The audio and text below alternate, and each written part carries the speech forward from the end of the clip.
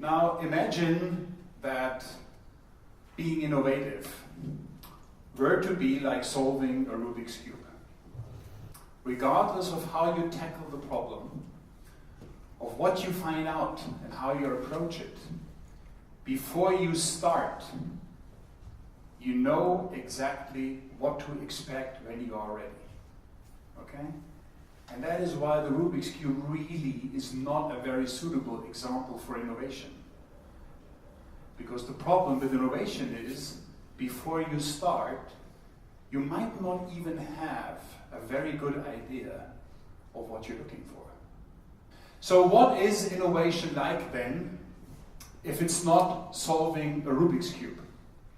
Now the problem with innovation is, it's not a mechanism. Innovation rather is like a pile of Lego bricks. Okay? So there's a million different things you can build from that pile of Lego bricks, as opposed to the Rubik's Cube, which has a very limited mechanism of what you actually can do with it.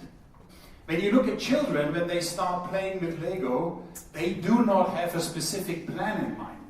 They just start building things. And they never build the same thing twice. So whenever they do something with the Lego bricks, you will have a different result. Okay? Now, as a company, what you are all about as Lohmann is not to build something new every time you enter the office in the morning. That's not what you are. This company has a purpose. Okay? It does a certain thing. You don't get into the office in the morning to do something. Okay? You want to be the best of your competitive environment. But here's the catch-22. When it comes to innovation, the deal is not being very good at something that you are familiar with. That's not innovation. Innovation is embarking on the adventure of trying to do something that you are not familiar with. And that is the problem we have as leaders, and you are a leadership team, with innovation. Everything we have come to understand as success in leadership, which is predictably deliver a known result in ever higher quality, ever more efficient. That's the game that you guys are very good at. It defines your bonus, it defines your role, it defines your corporate card, it defines your career. And here is that person with the red glasses talking to you. And what he asks you to do is to do the opposite. Okay? Let your people be playful. Walk into an area where you have no idea where true north is. You are looking at me saying, no one will ever be able to run a company being playful for 14 hours a day, for Christ's sake. That's just not possible. It's bullshit bingo. And guess what? You're absolutely right. Okay? Now, if you look at systems theory, the amazing thing is that every complex system in the world will very naturally be able to exist at any given point in time in multiple modes of stable operation. But there is no reason why you should not have two distinctively different modes of operation in your company at any given time. Okay? I'm asking you to basically bypass your budget structures. Why? If you want to be innovative, the worst thing you can do is try to push innovation by feeding it through the standard organizational structure. Because the standard organizational structure has been built to not be innovative. It has been built not to be playful. It has been built to be predictably efficient. So what it will do when you're trying to squeeze innovation top down through the organization is it will start to resist it. So it means the first thing we got to do is learn to leave the comfort zone as a management team. Because only then can we teach our people to switch the context between these two modes. Okay? You will learn to tell your people when to be playful and still accept that there are certain rules in the second mode where they just have to follow the bloody structure in order to be successful. Now I have done that, which I call the incubation structure. I've done that with companies sizing between 500 and 5,000 people quite successfully. And it has 5 components. One, you need a kind of governance which is different from the classical structured governance of your company. Why? There will be conflict between these two modes. I mean, there will be conflict between the innovation mode and the operation mode.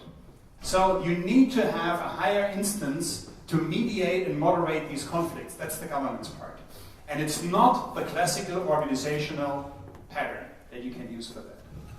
Secondly, you need to support your leadership team. Okay? I mean, if I were to phrase it in harsh talk, I could say you need someone to continuously throw you in the cold water. You need an incubation, which means rather than pushing innovation through the company from the back, pull the company towards innovative structures. So how we have done that is we have devised a central budget under the control of the governance board, and we did story room workshops where everyone from the company, regardless of his role, his or her role, and regardless of the divisional pattern, were invited to participate in a story room with customers dreaming up innovative products. And the role for the last customer that I did it with was, if we find one customer in the market who is so interested in that idea that he or she is willing to co-invest in the product, the governance board will directly fund that innovation. Okay? And this funding will be, again, bypassing classical divisional structures and role patterns. Okay? And the last thing is, you need a kind of purpose communication which does not only apply to a selective group of people, but puts everyone into the boat by telling people that there is no difference between these two modes of operation. Be aware of the fact as a leadership team that you are already innovative. Don't overmanage. Managing innovation very often means allowing for it to happen rather than trying to actively steer your company towards innovation. Secondly, surprise people if you want to be surprised. And that's the difficult part. You have to tell your people that it's okay to surprise you. It's actually endorsed when they come up with a surprise. Because put yourself into the shoes of your employees. What they expect is that what is expected from them is to obey the structure and be efficient. So if you want to be surprised, surprise them. Okay?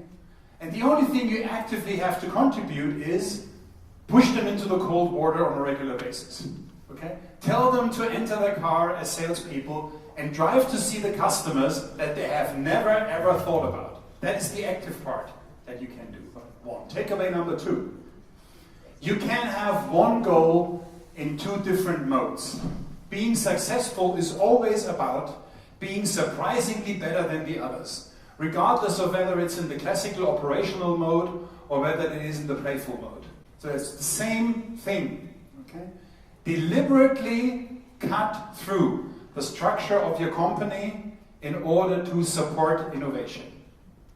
Be aware that there will be conflict and be prepared to follow it through. Takeaway number 3. Go from second to third nature. To me, that is the most important part of leadership in the 21st century. It is that all these changes in our behavioral patterns will need some active management. Okay? It means that all the paradigms that we have on the folklore, how we work together, need to be actively managed. Because if we don't learn to actively manage them, they will be managed either by revolution, or by a budget cut, or by a financial crisis, or by something else. Okay? That's the takeaway. Become a surprise company. Thanks for listening. Have a very enjoyable day, very successful. Thank you very much.